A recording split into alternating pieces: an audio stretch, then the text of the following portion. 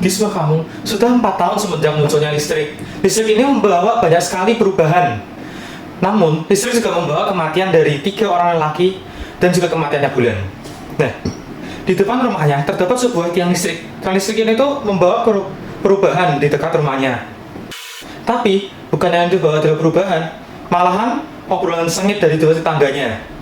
Hal ini bisa terjadi karena ayahnya tidak ingin memasang listrik di rumahnya, membuatnya menjadi gelap terus-menerus. Dan walaupun dua tetangga itu sudah menawarkannya, ayahnya tetap menolak, yang membuatnya jengkel. Gara-gara kedua tetangga tersebut, para kampung mulai mencelotehkan ayahnya dia, seperti namanya diganti atau menuduh dia memelihara tuyul, sampai diadu ke kepala desa atas tuduhan dari kedua tetangga tersebut. Anaknya pun sampai tidak tahan mendengarkannya. Jesse tidak punya masalah sih sama sifat ayahnya, walaupun dia yang pertama mengata-ngatakan ayahnya sampai pada akhirnya menyebar ke seluruh kampung.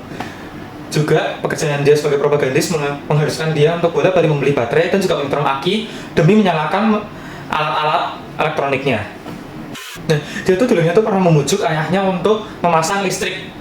Namun, ayahnya malah merasa tersinggung dan berespon, "Kamu juga sama ya orang-orang yang mengatakan nama saya adalah Pak Haji Bakhil dan juga menuduh saya melihara tuyul ya." Seketika dia pun langsung menyesal. Nah, tapi secara tiba-tiba ayahnya tuh malah mengatakan alasan kenapa ia tidak ingin memasang listrik tersebut. Alasan tersebut membuatnya dia nekat untuk tidak mengasih tahu kepada siapa-siapa, takut dengan celoteh-celoteh yang akan dikatakan oleh para kampung. Dia itu rela untuk bolak-balik membeli baterai dan menyetrum aki. Dia pun juga rela untuk menerima celoteh-celoteh dari para kampung tanpa ada habisnya, karena dia sudah menerima dari sifat ayahnya. Karena ya ayahnya itu adalah orang tuanya dia, jadi dia tidak mau. Saat ayahnya sakit, ayahnya itu tidak ingin dirawat di rumah sakit. Saat kondisinya semakin parah, ayahnya tetap saja tidak ingin dirawat di rumah sakit. Anaknya pun berusaha untuk menyingkirkan pikiran yang membuatnya tidak ingin ke rumah sakit.